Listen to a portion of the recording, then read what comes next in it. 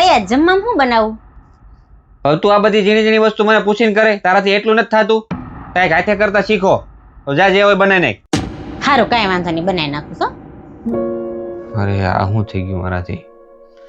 ગુસ્સો બીજાનો હતો ને કાઢ્યો બીજા ઉપર. આને કેટલું દુઃખ લાગ્યું છે પાછું. સારું, હાલો હવે જમવાનું બની ગયું છે, ખાઈ લ્યો. હા હોય. એક મિનિટ ઊભી રહે તો. હા બોલો ને. મેં હમણાં તારી ઉપર ગુસ્સેથી વાત કરી તો તને એવું ન લાગ્યું કે કારણ વગર મારી ઉપર ગુસ્સો કેમ કર્યો એને? એમાં શું થઈ ગયું? મને ખબર જ છે કારણ વગર તો તમે કઈ ગુસ્સો કરતા નથી. અને આજે સવારે મારો કઈ વાંક નતો, પણ તમને કઈક બીજી વાતનો ગુસ્સો હશે મનમાં, એટલે મારી ઉપર ગુસ્સો કરતા હશે. અને આમે ગુસ્સો મનમાં ન રખાય, બહાર કાઢી નાખો હારો, નહીતર ગુસ્સો આપને ખાઈ જાય.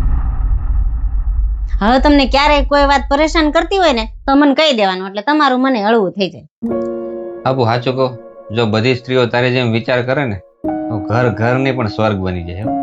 અને હારું હાલો હવે જમી લઈ, પાછું ઠરી જાય. હારું હાલ આપણે